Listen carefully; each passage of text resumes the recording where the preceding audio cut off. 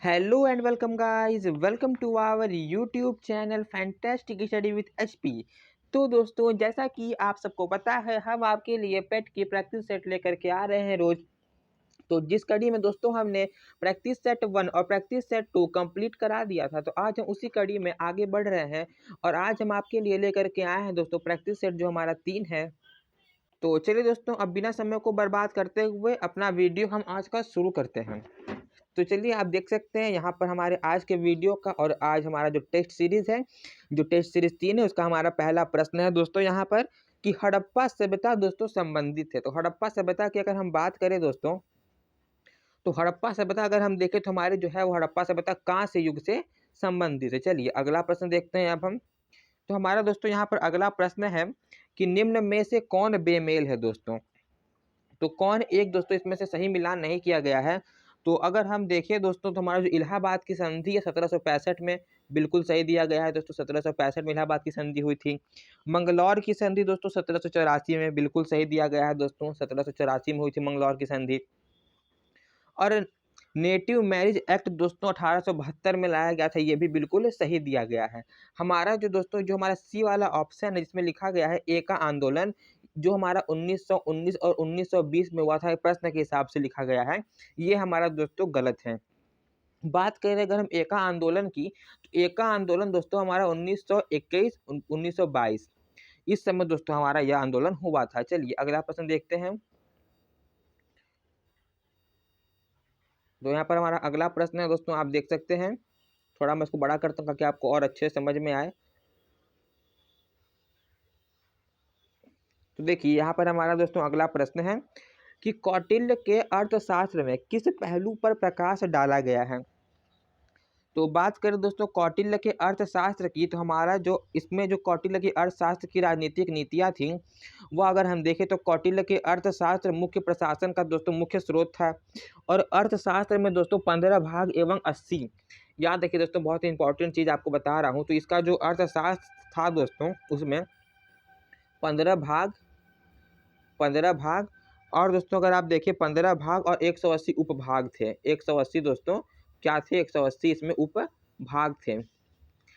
तो इस हिसाब से अगर आप दोस्तों, अगर इसका सही आंसर अगर आप टिक लगाना चाहें, तो इसका जो हमारा आंसर हो जाएगा वह हो जाएगा दोस्तों राजनीतिक नीतियाँ, क्योंकि जो इसका अर्थशास्त्र था वह राजनीतिक नीतियों का ही एक मुख्य स्रोत था।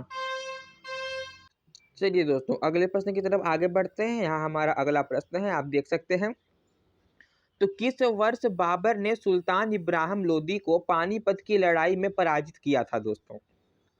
तो बात करें अगर हम बाबर की, तो बाबर ने दोस्तों सुल्तान जो हमारे इब्राहिम लोदी थे, उनको 1526 ईस्वी में, कब दोस्तों 1526 ईस्वी में, यानी कि बी वाला ऑप्शन बिल्कुल सही हो जाएगा, जो कि हमारा पानीपत का प्रथम युद्ध था, जो कि हमारा दोस्तों 21 अप्रैल, कब दोस्तों याद रखिए 21 अप्रैल को दोस्तों हमारा हुआ था पानीपत का प्रथम युद्ध, जिसमें बाबर ने सुल्तान इब्राहिम लोदी को पराजित कर दिया था। चलिए दोस्तों पांचवा प्रश्न देखते हैं अब हम।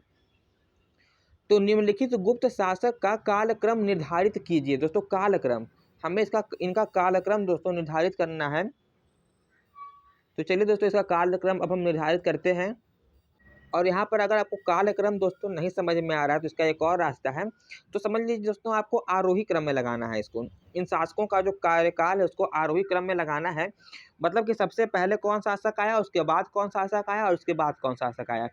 तो सबसे पहले दोस्तों अगर हम देखें, तो सबसे पहले हमारे आते हैं कौन, हमारे सबसे पहले आते हैं श्रीगुप्त। तो जो श्रीगुप्त का हमारा दोस्तों शासन काल था, इनकी बात करें तो इनका जो शासन काल था हमारा, वो दोस्तों हमारा शासन काल था 240 से 280 ईस्वी। 240 से 280 ईस्वी था श्रीगुप्त का। तो वो दोस्तों हमारे ये आते हैं पहले नंबर पे। दूसरे नंबर की बात करें, दूसरे नंबर पे आते हैं दोस्तों हमारे समुद्रगुप्त। इनका जो शासन काल था वह था दोस्तों 335 से कब तक दोस्तों, 335 से इनका था 375, याद रखिएगा। दूसरे नंबर पे आते हैं हमारे समुद्रगुप्त 335 से 375 ईस्वी तक। उसके बाद दोस्तों रामगुप्त आते हैं। तो जो रामगुप्त थे, इनका जो शासन काल था दोस्तों, बात करें रामगुप्त की, तो इनका शासन काल जो था 375 से लेकर के कब तक आता है दोस्तों, 375 से लेकर के आता है दोस्तों 455 तक, 455 तक आता है। और अगर हम बात करें लास्ट में स्कंदगुप्त, याद रखिए तीसरा नंबर है। ये हमारा दोस्तों तीसरा नंबर है। चौथा नंबर हमारा स्कंदगुप्त हो जाएगा, आप लगा ही सकते हैं। इनके शासनकाल की बात करें तो इनका शासनकाल आता है दोस्तों वही 455 से लेकर के इनका शासनकाल आता है 467 ईस्वी तक। तो पहले हमारे आते हैं श्रीगुप्त, दूसरे नंबर पे आते हैं समुद्रगुप्त, तीसरे नंबर पे आते हैं रामगुप्त, चौथे नंबर पे स्कंदगुप्त। हमारा सही हो जाएगा CABD। तो देखिए अब आप इसमें कि यहाँ पे CABD किसमें दिया है, तो सी वाले ऑप्शन में दिया हुआ है CABD। तो इस तरह से ये हमारा बिल्कुल सही आंसर हो जाएगा। चलिए दोस्तों अगर आगे बढ़ते हैं, अगला प्रश्न देखते हैं अब हम। तो बहुत ही अच्छा क्वेश्चन दोस्तों यहाँ पर दिया हुआ है 6वें नंबर का कि 1764 में बक्सर युद्ध के समय बंगाल का गवर्नर था दोस्तों। तो 1764 में जब बक्सर का युद्ध हुआ था तो उस समय हमारा जो गवर्नर था वो हमारे गवर्नर थे कौन, वेंसी टॉट। और इनके शासनकाल की बात करें तो इनका शासनकाल जो हमारा रहा दोस्तों, इनका शासनकाल हमारा रहा 1760 से लेकर के इनका शासनकाल था 1700, अगर हम बात करें तो 1766 तक था दोस्तों। कब तक, 1766 तक, 1760 से 1766 तक। चलिए अगला देखते हैं 7वें नंबर का प्रश्न दोस्तों। अब हम देखते हैं तो भारतीय राष्ट्रीय कांग्रेस की पहली बैठक किस शहर में हुई। तो भारतीय राष्ट्रीय कांग्रेस की अगर आप बात करें तो इसकी जो पहली बैठक हुई थी दोस्तों वह हुई थी कहाँ पर, तो वह हमारी हुई थी दोस्तों बम्बई में। तो बम्बई में हुई थी। और बात करें अगर आप कब हुई थी, तो यह जो हमारी पहली बैठक हुई थी हमारी, यह हुई थी दोस्तों 27-28 दिसंबर। कब दोस्तों, 27 या फिर 28 दिसंबर, 27-28 दिसंबर को। और जो हमारा सन था वह था हमारा 1885। क्या, 1885। चलिए अगला प्रश्न देखते हैं। तो भूदान आंदोलन किसने प्रारंभ किया था। तो बात करें दोस्तों भूदान आंदोलन की, तो यह जो जिसने प्रारंभ किया था उनका नाम था हमारा विनोबा भावे। चलिए दोस्तों अगले प्रश्न की तरफ आगे बढ़ते हैं। तो भारत में ईस्ट इंडिया कंपनी का पहला गवर्नर जनरल कौन था। तो भारत में ईस्ट इंडिया कंपनी का दोस्तों जो पहला गवर्नर जनरल था उसका नाम था हमारा वॉरेन हेस्टिंग। और दोस्तों ये वॉरेन हेस्टिंग के बारे में आपको एक और बहुत ही महत्वपूर्ण तथ्य बताता हूँ। ये जो वॉरेन हेस्टिंग है यही दोस्तों बंगाल का पहला गवर्नर जनरल था दोस्तों। कहाँ का, बंगाल का पहला गवर्नर जनरल था। याद रखिए गवर्नर जनरल था, गवर्नर नहीं, गवर्नर जनरल था दोस्तों। चलिए 10वें नंबर का प्रश्न अब हम देखते हैं। तो 10वें नंबर का प्रश्न पढ़ते हैं। तो आज़ाद हिंद फौज का गठन कब हुआ था। तो बात करें दोस्तों आज़ाद हिंद फौज के गठन की, तो इसका जो हमारा गठन हुआ था वह हुआ था हमारा दोस्तों 1 सितंबर। कब, 1 सितंबर 1942 को। हमारा ये बी वाला ऑप्शन बिल्कुल सही हो जाएगा। चलिए 11वें नंबर का प्रश्न अब हम देखते हैं। अभ्रक दोस्तों जिसे हम माइका कहते हैं किस राज्य में बहुतायत में पाया जाता है। तो बात करें अगर हम अभ्रक की दोस्तों, तो अभ्रक हमारा पाया जाता है कहाँ पर, तो सबसे सबसे अधिक अभ्रक हमारा पाया जाता है तो झारखंड में। झारखंड में अगर आप अभ्रक की बात करें तो भारत में सबसे अधिक दोस्तों अभ्रक पाया जाता है झारखंड में। और विश्व का दोस्तों जो हमारा 90%, याद रखिए दोस्तों विश्व का हमारा जो 90% अभ्रक है वह हमारा भारत में पाया जाता है। कहाँ पर दोस्तों, हमारा भारत में 90% अभ्रक पाया जाता है विश्व का। चलिए अगला प्रश्न 12वें नंबर का प्रश्न हम पढ़ते हैं। तो अधिकांशतः मौसमी घटनाएं दोस्तों होती हैं दोस्तों कहाँ पर संपन्न होती हैं अधिकांशतः मौसमी घटनाएं। तो मौसमी घटनाएं दोस्तों कहाँ पर होती हैं, क्षोभ मंडल में। चलिए दोस्तों अगला प्रश्न पढ़ते हैं। तो जो जीला दर्रा दोस्तों जोड़ता है, तो जो जीला दर्रा जो दोस्तों है हमारा, ये दर्रा हमारा जोड़ता है किसे, तो ये जो दर्रा हमारा दोस्तों जोड़ता है किसको, श्रीनगर और लेह को। चलिए दोस्तों अगला प्रश्न देखते हैं अब हम। निम्नलिखित में से कौन सा समुद्री बंदरगाह और तेल परिष्करण केंद्र दोनों है दोस्तों।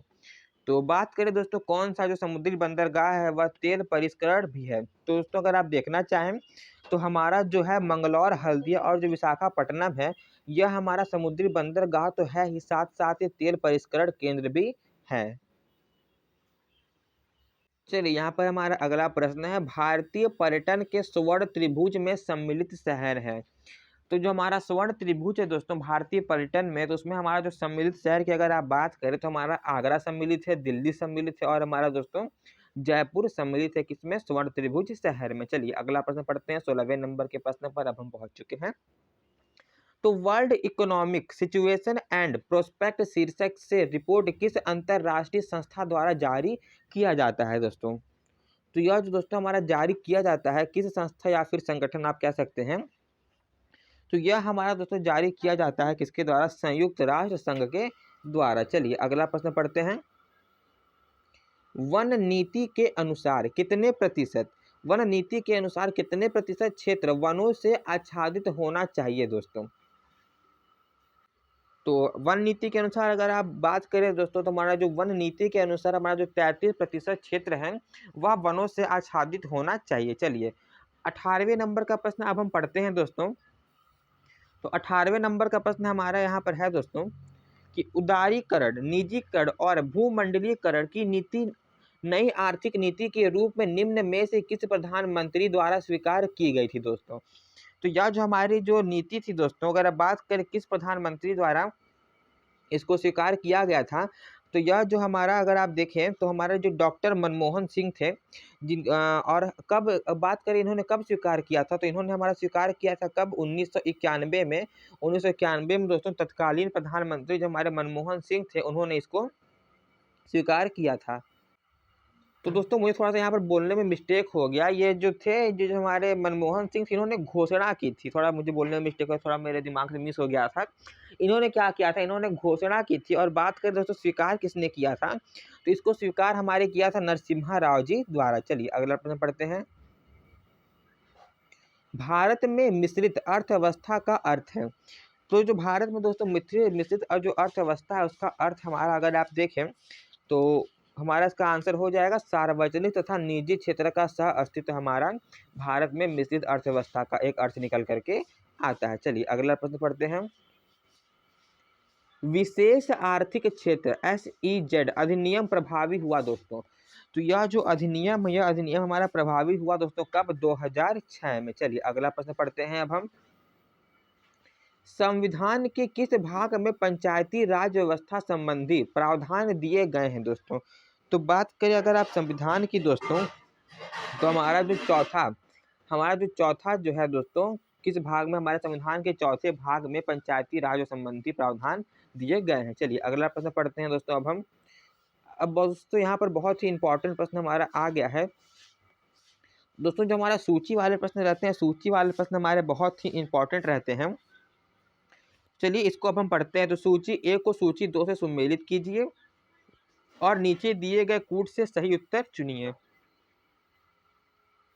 तो चलिए अब हम इसको मिलाते हैं। जो हमारा संविधान संशोधन है वह हमारा संबंधित है किससे? अनुच्छेद 368 से। वित्त आयोग की बात करें तो वित्त आयोग हमारा संबंधित है दोस्तों अनुच्छेद 280 से। वित्तीय आपात अगर आप देखें तो वित्तीय आपात आपका संबंधित है दोस्तों 360 अनुच्छेद से। तो और अखिल भारतीय सेवाएं हमारा संबंधित है किससे? अनुच्छेद 312 से। चलिए अब आपको बताता हूँ। तो पहले वाले का था दोस्तों क्या? पहले वाले का था चौथा, यहाँ पर लिख दीजिए आप ए का फोर्थ। और यहाँ पे अगर आप देखें तो दूसरे वाले का हमारा कौन सा था? तो दूसरे वाले का हमारा था ये, इस पर लिख दीजिए बी। और सी का था दोस्तों हमारा वित्तीय आयोग। तो वित्तीय आयोग हमारा था दोस्तों कौन सा? यह नहीं दोस्तों 312 जो था हमारा वह था अखिल भारतीय सेवा। यहाँ पर लिख दीजिए डी और यहाँ पर लिख दीजिए बी। तो ए का चौथा, बी का तीसरा, डी का दूसरा, बी का पहला। आइए मिलाते हैं। तो पहले देखिए आपकी बी का जो है, नहीं पहले आप ए का देखिए कि ए का चौथा किसमें दिया गया है। तो ए का चौथा इसमें नहीं दिया गया है, इसमें नहीं दिया गया है, इसमें नहीं दिया गया है। तो हमारे बी वाले ऑप्शन में ए का चौथा दिया गया है, तो आप इसी से मार दीजिए क्योंकि और किसी में नहीं दिया गया, इसलिए हमारा बी वाला ऑप्शन बिल्कुल सटीक यहाँ पर हो जाएगा। चलिए अगला प्रश्न 23वें नंबर का प्रश्न अब हम देखते हैं दोस्तों। तो भारतीय संविधान की व्याख्या करने वाला अंतिम प्राधिकारी है दोस्तों। तो भारतीय संविधान की अगर आप देखें तो जो अंतिम प्राधिकारी है व्याख्या करने वाला वह हमारा कौन है? तो हमारा उच्चतम न्यायालय है दोस्तों। यह हमारा बहुत अंतिम अधिकारी है व्याख्या करने वाला। चलिए अगला प्रश्न पढ़ते हैं। निम्नलिखित में से कौन सा सुमेलित नहीं है दोस्तों? तो आइए देखते हैं कौन सा सुमेलित नहीं है इसमें से। तो इसमें अगर आप बात करें तो हमारा जो सी वाला ऑप्शन है दोस्तों यह सुमेलित सही नहीं है, तो इसको आप काट दीजिए। चलिए दोस्तों काटिए नहीं, आप इस पर टिक मार के आएंगे। यह सुमेलित नहीं इसलिए मैंने काटा, आप इस पर टिक मारेंगे, काट मत दीजिएगा नहीं तो आपका नंबर कट जाएगा वहां पर। चलिए अगला प्रश्न पढ़ते हैं। 25वें नंबर का प्रश्न देखते हैं अब हम क्या है हमारा। चलिए 25वें नंबर का प्रश्न पढ़ते हैं दोस्तों। तो भारत के राष्ट्रपति पर महाभियोग चलाने के लिए कम से कम कितने दिन पूर्व की सूचना दोस्तों आवश्यक है? तो बात करें दोस्तों महाभियोग की, तो महाभियोग चलाने के लिए कम से कम दोस्तों 14 दिन पूर्व सूचना आवश्यक होती है हमारी। चलिए 26वें नंबर का प्रश्न पढ़ते हैं दोस्तों, बहुत ही इंपॉर्टेंट प्रश्न है ये। तो हरित गृह प्रभाव दोस्तों क्या है? तो बात करें हरित गृह प्रभाव दोस्तों क्या है, तो वैश्विक ताप में वृद्धि ही हमारा हरित गृह प्रभाव है। चलिए अगला प्रश्न 27वें नंबर का प्रश्न देखते हैं अब हम। तो प्लेग की बीमारी निम्नलिखित में से किस कारण होती है दोस्तों? तो जो हमारी प्लेग की बीमारी है, तो जो हमारी प्लेग की बीमारी दोस्तों बैक्टीरिया के कारण हमारी होती है। चलिए फिर से हमारा सूची वाला प्रश्न आ गया है। तो सूची 1 को सूची 2 से सुमेलित करना है तथा सूचियों के नीचे दिए गए कूट की सहायता से हमें सही उत्तर को चूज करना है दोस्तों। चलिए इसका आंसर हम निकालते हैं धीरे से। तो देखिए जो हमारा जो फ्रियान है दोस्तों वह हमारा संबंधित है किससे? तो फ्रियान हमारा प्रशीतक से संबंधित, यहाँ पर लिख दीजिए आप ए। और देखिए ट्रेटाएथिल लेड दोस्तों, जो हमारा ट्रेटाएथिल लेड है वह हमारा संबंधित है किससे? एटीनॉक्स से संबंधित है दोस्तों। यहाँ लिख दीजिए आप एक ए सामने, यहाँ पर दीजिए आप बी, ठीक है। और हमारा जो बेंजीन हेक्साक्लोराइड है दोस्तों, जो हमारा बेंजीन हेक्साक्लोराइड है वह हमारा संबंधित है दोस्तों इससे चौथे नंबर से, यानी कि कीटनाशी से। यहाँ पर लिख दीजिए आप सी। कार्बन टेट्राक्लोराइड दोस्तों, तो कार्बन टेट्राक्लोराइड हमारा संबंधित है किससे? अग्निशामक से दोस्तों हमारा संबंधित है। यहाँ लिख दीजिए आप डी। चलिए अब याद रखिए, तो हमारा जो अगर आप देखिए तो ए का है 2, बी का है 1 और सी का है आपका 4 और डी का है आपका 3। चलिए मिलाते हैं। चलिए तो हमारा क्या था दोस्तों? हमारा था ए का 2। तो ए का 2 देखिए किसमें है? तो ए का 2 दोस्तों और किसी में नहीं है, सिर्फ हमारे डी वाले ऑप्शन में है, इसलिए हमारा डी वाला ऑप्शन बिल्कुल सही यहाँ पर हो जाएगा। चलिए 29 नंबर का प्रश्न दोस्तों अब हम पढ़ते हैं। तो कोलाइडी विलियन, यहाँ पे कोलाइडी होगा दोस्तों। कोलाइडी विलियन में कणों का आकार होता है। तो कोलाइडी विलियन में दोस्तों हमारा कणों का आकार क्या होता है? तो कणों का आकार होता है 10 की घात -7 सेंटीमीटर से दोस्तों 10 की घात -5 सेंटीमीटर तक। हमारा ए वाला ऑप्शन बिल्कुल सटीक यहाँ पर हो जाएगा। चलिए अगला प्रश्न पढ़ते हैं दोस्तों। तो अगला प्रश्न हमारा साइंस से संबंधित है, ये सब हमारे बायो से संबंधित है। जो हमारा अगला प्रश्न है यह हमारा फिजिक्स से संबंधित है। आइए पढ़ते हैं। जब 2 या 2 से अधिक प्रतिरोधों को एक समान 2 बिंदुओं के बीच जोड़ा जाता है तो वे दोस्तों जुड़ते हैं। आइए इसका आंसर अब हम लगाते हैं। तो अगर आप देखें तो जब 2 या 2 से अधिक प्रतिरोधों को एक समान बिंदुओं के बीच अगर आप जोड़ेंगे तो वह हमारा दोस्तों किस क्रम में जुड़ता है?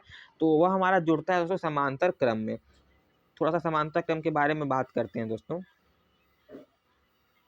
और अगर आप बात करें कि समांतर क्रम का प्रतिरोध, तो समांतर क्रम में दोस्तों जो प्रतिरोध होता है उसका जो हमारा सूत्र होता है वो हमारा होता है 1/r। तो 1/r बराबर होता है 1/r1, 1/r1 plus 1/r2 plus 1/r3। इसके आगे कितने भी हो आप दोस्तों लगाते जाएं, 1/डैश करके आप लगाते जाएं, बढ़ाते जाएं इसको। तो यह दोस्तों हमारा समांतर क्रम संयोजन का यह हमारा सूत्र होता है। तो इसी हिसाब से दोस्तों आप जान सकते हैं किसी अन्य प्रश्न का उत्तर भी। चलिए दोस्तों यहाँ से अब 31 नंबर से हमारा मैथ का सवाल शुरू होता है। तो इसके लिए मैं आपसे एक रिक्वेस्ट करना चाहूँगा कि यह जो प्रश्न है इसका उत्तर मैं आपको बता दे रहा हूँ, आप इसको स्वयं हल करने की कोशिश करिए, क्योंकि मैथ दोस्तों प्रैक्टिस पर निर्भर है। आप जितना प्रैक्टिस करेंगे उतना ही आपको आएगा। तो आप इसको स्वयं से हल करने की कोशिश करिए, और अगर उसके बाद आपको इसका नहीं आता है उत्तर तो आप हमें कमेंट करके बताएं, मैं उसका एक शॉर्ट वीडियो अलग से बना के डाल दूंगा हमारे चैनल पर। चलिए तो मैं आपको दिखाता हूँ प्रश्न क्या है। तो एक संख्या का 32% जो है वो 56 है, तो वह संख्या कितनी है दोस्तों? तो इसका आंसर आपको बता देता हूँ मैं। तो वह संख्या हमारी 175 होगी। तो आप इसको दोस्तों स्वयं से हल करने की कोशिश करें। अगर आपको ना आए तो आप हमें कमेंट के माध्यम से अवश्य बताएं, मैं आपको इसका शॉर्ट वीडियो बना के अवश्य डालूंगा। 32 नंबर का प्रश्न देखते हैं दोस्तों। चलिए 1.34/2.68, इसको अगर आप दोस्तों सरल करेंगे तो यह हमारा आएगा 1/2। क्या आएगा? 1/2। तो यह तो बहुत ही सिंपल प्रश्न है दोस्तों। पहले इसमें 100 से गुणा कर दीजिएगा, फिर इसमें 100 से गुणा कर दीजिएगा, हमारा 134 आ जाएगा। 134/268 आ जाएगा। इसको काट दीजिएगा, 2 से 2 छक्के 12, 2 7 14 काट दीजिएगा, 2 एकम 2, 2 तिहाई 6 और फिर इसको 2 चौके तो काट दीजिएगा, आप इसको 2 चौके 8 काट दीजिएगा, फिर 67 से काट दीजिएगा तो आ जाएगा 1/2। ये बहुत सिंपल क्वेश्चन है दोस्तों, 1/2 इसका आंसर हो जाएगा। चलिए अगला प्रश्न पढ़ते हैं। 33 नंबर का प्रश्न है तो थोड़ा सा यह लंबा क्वेश्चन है, आप इसको हल करने की कोशिश करिएगा खुद से। तो एक समूह की 8 सबसे छोटी संख्याओं का माध्य 12.5 है, जबकि समूह की सभी 14 संख्याओं का माध्य 14 है। तो 6 सबसे बड़ी संख्याओं का माध्य क्या है दोस्तों? तो इसका आंसर आपको बताता हूँ। तो इसका आंसर दोस्तों अगर आप देखें तो हमारा 16 हो जाएगा। आप इसको हल करने की कोशिश करिएगा याद ध्यान से बिल्कुल, और फिर भी अगर आपको ना आए तो आप हमें बताइएगा जरूर। चलिए 34 नंबर का प्रश्न पढ़ते हैं अब हम। तो यदि x बराबर 9 y बराबर √17, तो x square minus y square की जो पावर में -1/3, उसके बाद -1 का मान क्या होगा दोस्तों? तो ये भी दोस्तों सिंपल ही प्रश्न है, आप इसको स्वयं से हल कर सकते हैं। तो अगर आप इसको हल करेंगे तो इसका जो हमारा आंसर आएगा वह हमारा आएगा -3/4। चलिए 35 नंबर का प्रश्न दोस्तों अब हम पढ़ते हैं। तो हमारा 35 नंबर का प्रश्न यहाँ पर है। तो एक बॉक्स में 350 बल्ब हैं, यदि 12% बल्ब फ्यूज हो गए तो कितने बल्ब बेचने के लिए पर्याप्त हैं?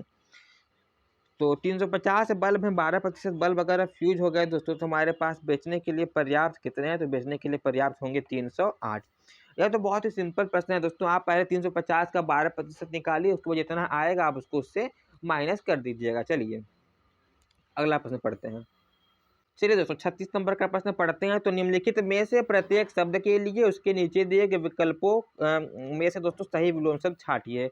यह लोक, तो यह लोक का अगर आप देखें तो इसका जो हमारा विलोम शब्द हो जाएगा, तो यह लोक का विलोम शब्द हमारा अगर आप देखें तो हमारा परलोक बिल्कुल सही है यहाँ पर। चलिए धरती का समानार्थक शब्द है। तो धरती का समानार्थक शब्द क्या है दोस्तों? तो धरती का समानार्थक शब्द है हमारा अचला। बिल्कुल सही आंसर यहाँ पर निकल करके आपका यहाँ पर आएगा। 38 नंबर का प्रश्न पढ़िए। तो जिस तक न पहुंचा जा सके, तो जिस तक न पहुंचा जा सके उसे हम कहते हैं दोस्तों अगाम्य। चलिए अगला प्रश्न पढ़ते हैं। तो कौन सा शब्द बहुवचन है? तो बहुवचन शब्द की बात करें तो बहुवचन इसमें से हमारा निकल करके आता है दोस्तों प्राण। चलिए अगला प्रश्न पढ़ते हैं। 40 नंबर का प्रश्न है। तो भारत भारती किस भाषा में लिखा हुआ ग्रंथ है? तो जो हमारा भारत भारती है वह हमारा खड़ी बोली में लिखा हुआ एक ग्रंथ है। चलिए दोस्तों हमारा यहाँ से शुरू हो जाता है इंग्लिश का प्रश्न। चलिए पैसेज वाला प्रश्न है, तो पहले हम पैसेज पढ़ेंगे, उसके बाद इस पैसेज पर जो हमारे आधारित प्रश्न होंगे उनको हम हल करने की कोशिश यहाँ से करेंगे। चलिए तो पढ़ते हैं। In 76 BC the first Olympics game were held at the foot Mount Olympus to honour the Greek chief god Zeus. Greek emphasised physical fitness and strength in their दोस्तों education of youth their for contest the its दोस्तों in running jumping discus, तो javelin throwing boxing and horse and chariot racing were in individual cities and the winners competed every 4 year Mount Olympus winner were greatly honored by having sung about their deeds originally. These were held a games sung about their deeds originally. These were held as game friendship and any wars in progress were held to allow games to take place. The Greek attached so much importance to this game that they calculated time in 4 year cycles all Olympiad dating from 76 BC। चलिए पढ़ लिया हमने इसका paragraph बहुत ही अच्छी तरह से। प्रश्न को अब हल करने की कोशिश यहाँ से हम करेंगे। तो हमारा यहाँ पर 41वें नंबर का प्रश्न क्या पूछ रहा है? Where were the first Olympic games held at the foot. चलिए दोस्तों तो इसका जो हमारा आंसर हो जाएगा वो हमारा आंसर हो जाएगा माउंट ओलंपस। चलिए अगला प्रश्न पढ़ते हैं। तो 42वें नंबर का प्रश्न है दोस्तों the values connected with Olympic games were. तो इसका जो हमारा आंसर हो जाएगा physically fitness education of youth and friendship. दोस्तों बिल्कुल सटीक आंसर यहाँ पर हमारा हो जाएगा। चलिए अगला प्रश्न पढ़ते हैं दोस्तों। Choose the one part ABCD which has to error. दोस्तों इसमें हमें इरर देखना है कि कौन सा हमारा इसमें से इरर है। चलिए 43वें नंबर का प्रश्न इरर छांटते हैं, इसमें से कौन सा इरर है हमारा। चलिए it is high time that we send the answer to the query. दोस्तों आइए इसका हम आंसर लगाते हैं, कोशिश करते हैं। तो अगर आप देखें तो इट इज हाई टाइम या फिर राइट टाइम गुड टाइम कुछ भी अगर आप ले तो इसके बाद के जो क्लॉज में दोस्तों हमें जो टेंस उपयोग करना चाहिए हमें पास्ट टेंस किसका दोस्तों, हमें जो उपयोग करना चाहिए वो उपयोग करना चाहिए पास्ट टेंस का। इसमें उपयोग किया हुआ दोस्तों किसी और टेंस का। तो अगर आप देखें तो इसमें अगर हम देखें तो यहाँ पर सेंड की जगह यहाँ पर हो जाएगा सेंट। बस इतना सा इसमें हल्का सा एरर है, सेंट की जगह हो जाएगा दोस्तों सेंट। तो इस प्रकार से हमारा बी वाला ऑप्शन बिल्कुल यहाँ पर सही हो जाएगा। चलिए बी वाला ऑप्शन सही हो गया। चलिए 44वें नंबर का प्रश्न अब आप देखिए यहाँ से। तो find the correct parts of speech of the word enough in the given sentence. दोस्तों चलिए इसको देखते हैं। तो इस वाक्य में अगर आप देखिए दोस्तों, जो हमारा इनफ है वह हमारा सब्जेक्ट या फिर नाउन की तरह कार्य कर रहा है। तो इसके बाद दोस्तों ऑक्सिलरी वर्ब भी है। तो इस हिसाब से अगर आप देखें तो यह हमारा हो जाएगा नाउन यहाँ पर बिल्कुल सही आंसर। चलिए अगला प्रश्न पढ़ते हैं। तो चेंज इनटू दोस्तों पेसिव वॉइस, देखते हैं सेंटेंस क्या कह रहा है जिसे हमें पेसिव वॉइस में चेंज करना है। तो he had committed a mistake. दोस्तों इसको हमें चेंज करना है किसमें, इसको हमें चेंज करना है दोस्तों पेसिव वॉइस में। चलिए तो इसका जो हो जाएगा दोस्तों, a mistake had committed by him. दोस्तों इसका हमारा हो जाएगा, अगर आप देखें तो a mistake had been committed by him. दोस्तों ये हमारा गलत है, ये भी हमारा गलत है, ये भी हमारा गलत है, सी वाला हमारा बिल्कुल सही है यहाँ पर। दोस्तों अगला प्रश्न पढ़ते हैं। यहाँ से रीजनिंग के प्रश्न हमारे स्टार्ट हो जाएंगे। इसका भी दोस्तों मैं आपको सिर्फ और सिर्फ आंसर बताऊंगा। अगर आपको जो प्रश्न इसमें से ना आए, आप बस क्या करिए, उसका हमको क्वेश्चन नंबर कमेंट में लिख दीजिए। मैं आपको उस प्रश्न का शॉर्ट वीडियो बना के जब से डालूंगा। चलिए देखते हैं क्या है। चलिए 11 तारीख के 15 दिन बाद कौन सा दिन होगा यदि उसे महीने की 22 तारीख को सोमवार पड़ता है। दोस्तों तो देखिए क्या कह रहा है कि 11 तारीख के 5 दिन बाद, यानी कि दोस्तों 16 तारीख होगी। अब मतलब कि अगर आप देखें तो 22 तारीख को भी दोस्तों सोमवार पड़ता है। तो इस हिसाब से अगर आप इसका आंसर लगाने का प्रयास करेंगे तो इसका आंसर आपको बताता हूँ। इसके आगे थोड़ा सा और प्रोसेस जाएगा, तो इसका आंसर हो जाएगा मंगलवार। अगर आपको ना आए इसका आंसर, और आपको अगर ना आए, आपको थोड़ा सा अच्छे से चाहिए कैसे हम इसको हल कर सकते हैं, तो आप हमें बताएं, मैं आपको इसका आंसर अवश्य बताऊंगा। चलिए 47वें नंबर का प्रश्न पढ़ते हैं और देखते हैं क्या कह रहा है। प्रश्न में एक वक्तव्य दिया गया है जिसके आगे दो पूर्वानुमान 1 और 2 निकाले गए हैं। आपको विचार करना है कि वह सत्य है, एक चाहे वह समान तथ्यों से भिन्न प्रतीत होता है। एक आपको निर्णय करना है कि दिए गए पूर्वानुमानों में से कौन सा निश्चित रूप से सही वक्तव्य निकाला जा सकता है। तत्पश्चात अपने उत्तर को निर्दिष्ट कीजिए। वक्तव्य: भारतीय सरकार आयातित वस्तुओं पर सब्सिडी को निरंतर कम करती जा रही है। दोस्तों चलिए पूर्वानुमान लगाते हैं इसका। तो सरकार अधिक भार वहन करने में समर्थ नहीं है। दूसरा दिया गया है कि सरकार इस पैसे से आर्थिक स्थिति में और सुदृढ़ता ला सकती है। तो हमारा तथ्य क्या था दोस्तों यहाँ पर, तो तथ्य क्या था कि सरकार जो है, भारतीय सरकार, वह आयातित वस्तुओं पर दोस्तों सब्सिडी को निरंतर कम कर रही है। दोस्तों इसका पूर्वानुमान अगर आप देखें, इसका पूर्वानुमान हमारा हो जाएगा, तो इसका पूर्वानुमान हमारा दोनों हो सकता है दोस्तों, कि सरकार अधिक भार वहन करने में समर्थ नहीं है। ये भी अगर आप देखें तो पूर्वानुमान सही लग रहा है। और सरकार इस पैसे से आर्थिक स्थिति में और अधिक सुदृढ़ता ला सकती है, ये भी सही है। तो सी वाले ऑप्शन पर आप बिल्कुल बेझिझक लगा दीजिए टिक। 1 और 2 दोनों अंतर्निहित है। चलिए अगला प्रश्न दोस्तों, अगला प्रश्न पढ़ते हैं। 48वें नंबर का प्रश्न है। तो नीचे दिए गए अक्षर समूहों में से कौन सा इस नियम का पालन नहीं करता है कि यदि उनमें से प्रत्येक अक्षर को अंग्रेजी वर्णमाला क्रमानुसार अंक मान प्रदान कर यदि उनका योग निकाला जाए तो एक सम संख्या प्राप्त हो। दोस्तों चलिए सबका अब आप अंक लिखिए और सबको आप जोड़ के देखिए। तो मैं आपको बता देता हूँ कि क्या क्या आएगा जोड़ने पे। अगर आप इसके अंकों को जोड़ेंगे तो इसका आएगा हमारा क्या, 38 आएगा।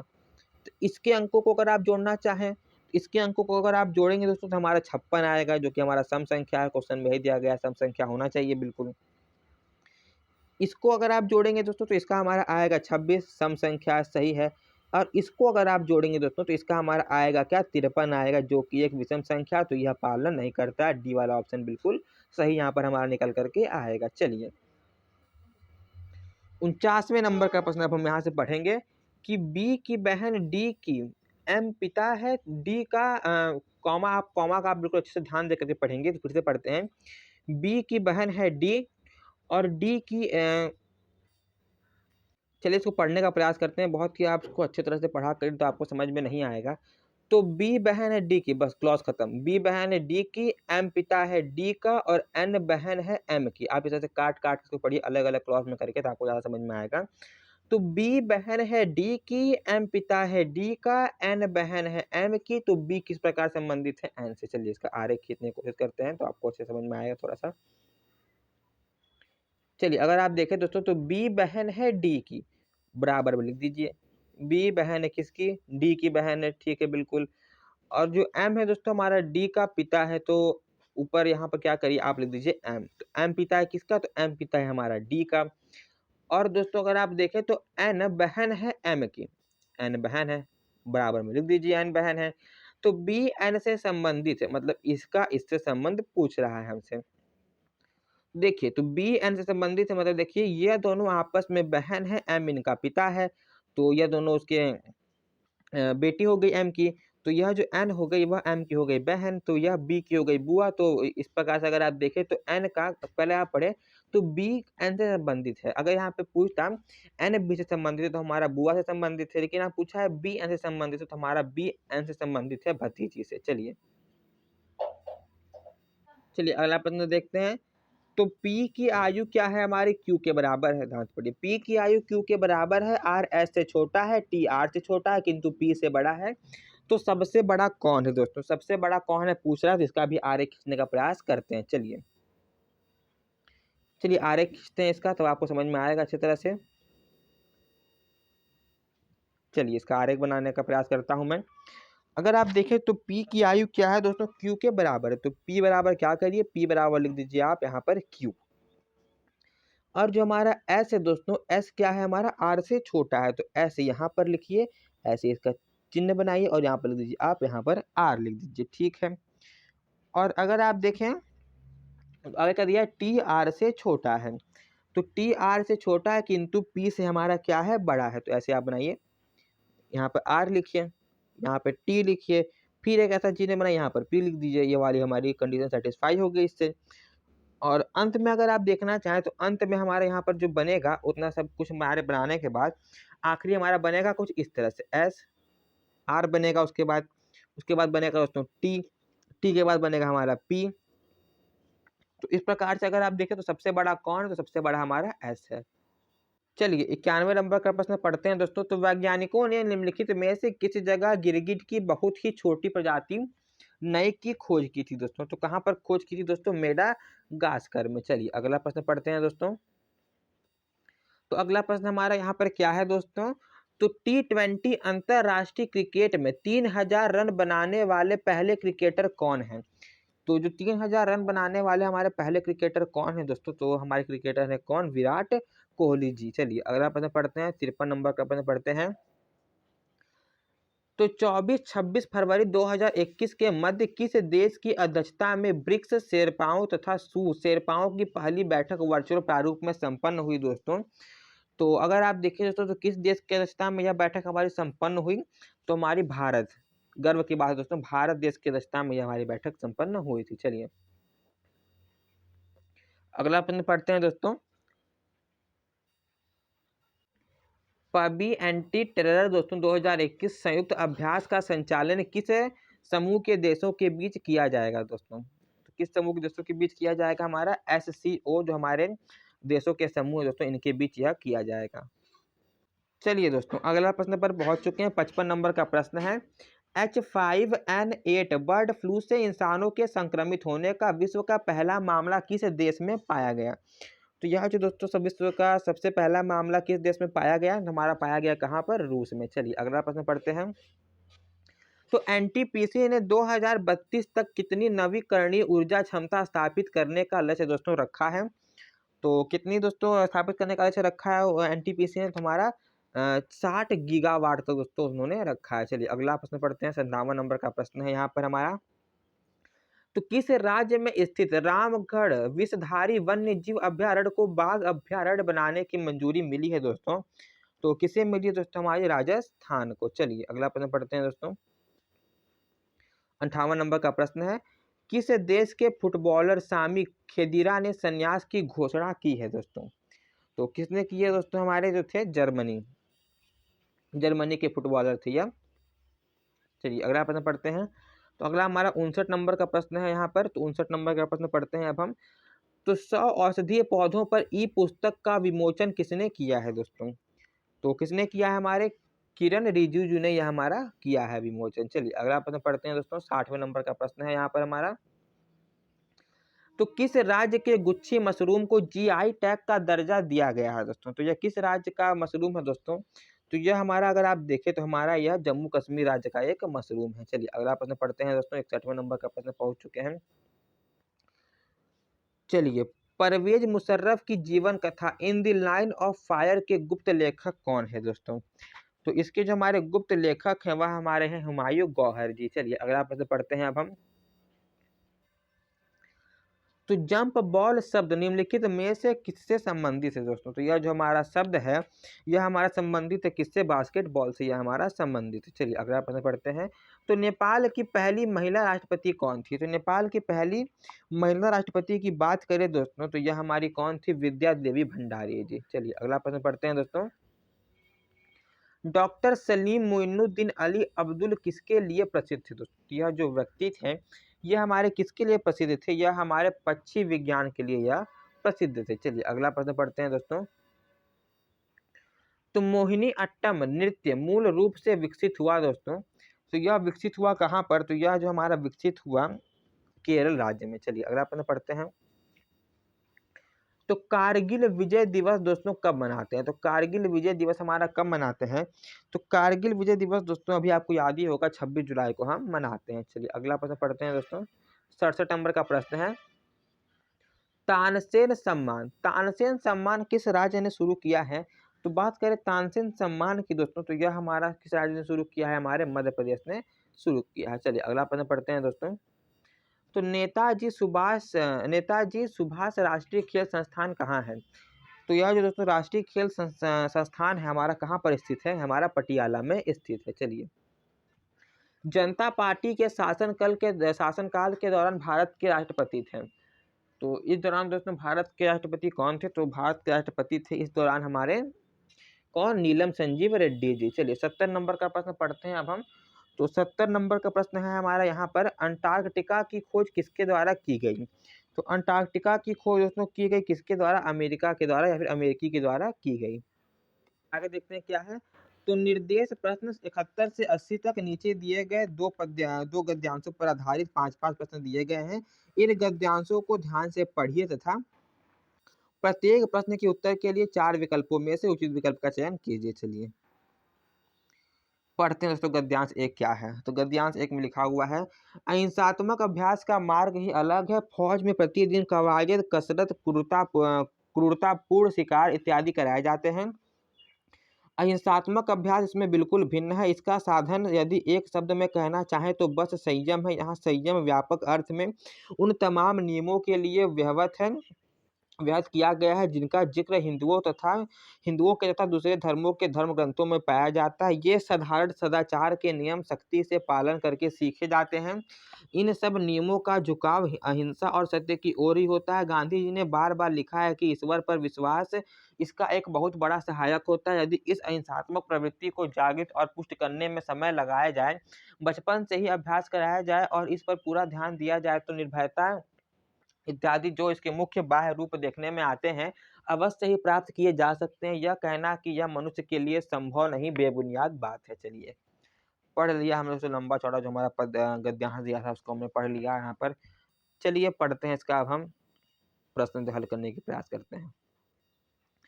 तो उपयुक्त गद्यांश का दोस्तों सर्वाधिक उपयुक्त शीर्षक हमें बताना है। सर्वाधिक उपयुक्त अगर आप शीर्षक इसका बनाना चाहें तो हमारा हो जाएगा अहिंसा का मार्ग। चलिए अगला प्रश्न पढ़ते हैं दोस्तों। उक्त अनुच्छेद में फौजी की गतिविधियों का इसलिए उल्लेख किया गया है कि, तो इसका उल्लेख इसलिए किया गया है दोस्तों कि अहिंसात्मक अभ्यास किस उससे पृथकता प्रतिपादित की जा सके, इसके लिए हमारा उल्लेख किया गया है। चलिए 73 नंबर का प्रश्न पढ़ते हैं। तो निर्भय आदि गुणों को सीखने के लिए आवश्यक है। तो निर्भय आदि गुणों को दोस्तों सीखने के लिए आवश्यक है क्या हमारा? तो बचपन से ही अहिंसात्मक प्रवृत्ति का अभ्यास। चलिए 74 नंबर का प्रश्न पढ़ते हैं। तो धर्म ग्रंथ में सर्वाधिक बल दोस्तों दिया गया है। तो सर्वाधिक जो हमारा बल दिया गया है धर्म ग्रंथ में किसके ऊपर? तो यह बल दिया गया है सदाचार के नियमों के ऊपर। चलिए अगला पढ़ते हैं। तो सदाचार की प्रमुख चर्चित दिशाएं हैं। तो इसकी जो प्रमुख चर्चित दिशाएं हैं दोस्तों सत्य और अहिंसा। चलिए अगला देखते हैं गद्यांश पढ़ते हैं। तो प्रेमचंद्र की जो सबसे बड़ी शक्ति है वह अधिकांश आलोचकों ने पहचानी ही नहीं, वह है आचरण की भूमि। प्रेमचंद्र की जीवन चित्रण और आचरण में पूर्ण साम्य है। उनका समस्त साहित्य उनकी आत्माभिव्यक्ति है। असंख्य पात्रों में उनकी अपनी सात्विकता चरितार्थ ही है। अपने नैतिक, राष्ट्रीय और भावुक व्यक्तित्व को अनेक कल्पित नर नारियों के चरित्र में बांटकर वे अपने साहित्य जगत पर छा गए हैं।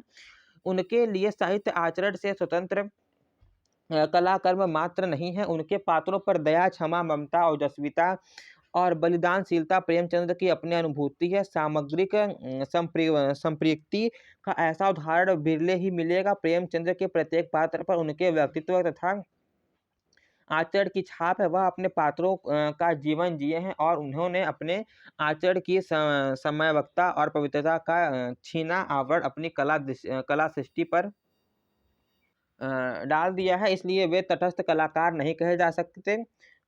अपने युगमानव से क्षण प्रतिक्षण संपृक्त हैं। प्रेमचंद्र के चित्र की पवित्रता ही उनके पात्रों को पवित्रवादी बना देती है। आचरण के द्वारा ही हम संपृक्त होते हैं और जिस कलाकार के पास आचरण का बल नहीं है, पाठकों के अंतर मन में प्रवेश प्राप्त करने का अधिकार नहीं होता है। कलाकार की कलम से भी अनैतिक वाक्य नहीं निकला। दैहिक आवेश एक भी संपन्न नहीं उभरा। वासन, कटुता और घृणा से जिसका कोई विषाक्त नहीं हुआ, उस कलाकार की जीवन चेतना हमारी उताद नैतिक चेतना का पर्याप्त ही होगी। प्रेमचंद्र नीति के कलाकार है क्योंकि वे जीवन शिल्पी हैं। चलिए इसको हल करते हैं। इस पर आधारित प्रश्न जो है, प्रेमचंद्र अपने साहित्य में स्व की अभिव्यक्ति करते हैं दोस्तों। तो स्व की अभिव्यक्ति करते हैं किसके माध्यम से करते हैं? तो यह दोस्तों हमारे करते हैं किसके माध्यम से? हमारे पात्रों के माध्यम से। चलिए अगला प्रश्न पढ़ते हैं दोस्तों। आलोचकों के द्वारा प्रेमचंद्र की कौन सी शक्ति अनचिन्हित रह गई दोस्तों? तो यह कौन सी जो दोस्तों उनकी अगर आप देखें शक्ति अनचिन्हित रह गई हमारी आचरण की। चलिए 78 नंबर का प्रश्न आप हम पढ़ते हैं दोस्तों। तो प्रेमचंद्र का कला विषयक सिद्धांत था। तो प्रेमचंद्र का कला विषयक सिद्धांत था कला नैतिकता के लिए। चलिए अगला पढ़ते हैं दोस्तों। 79 नंबर का प्रश्न पढ़ते हैं अब हम। तो प्रेमचंद उपन्यासों में उनकी आत्माभिव्यक्ति दृष्टिगत होती है क्योंकि, तो अगर आप देखें क्योंकि उनके पात्र उनके व्यक्तित्व को वहन करते हैं, इसलिए उनकी दृष्टिगत होती है आत्माभिव्यक्ति। चलिए 80 नंबर का प्रश्न पढ़ते हैं दोस्तों। तो प्रेमचंद्र, देखिए प्रेमचंद्र की नीति का कलाकार माना जा सकता है क्योंकि वे जीवन में सात्विकता को महत्व देते थे, इसलिए प्रेमचंद्र को नीति का कलाकार माना जा सकता है। क्योंकि अगर आप देख सकते हैं दोस्तों, हमारे प्रैक्टिस सेट जो हमारा पेपर आएगा उसमें हमारे 100 प्रश्न रहेंगे, लेकिन यहाँ से अगर आप देखें तो यहाँ से हमारे ग्राफ वाले प्रश्न शुरू हो जाते हैं। तो इन ग्राफ वाले प्रश्नों को मैं आपको अलग से एक वीडियो अगर आपको चाहिए होगा तो आप हमें कमेंट करके बताएंगे, तो मैं आपको इसका अलग से वीडियो बना करके डाल दूंगा। तो आज की वीडियो में बस इतना ही दोस्तों, मिलते हैं आपसे अगले वीडियो में। तब तक के लिए धन्यवाद। और अगर आपको हमारा आज का वीडियो अच्छा लगा हो तो हमारे चैनल को लाइक करें, सब्सक्राइब करें और शेयर करना ना भूलें। धन्यवाद। मिलते हैं आपसे अगले वीडियो में।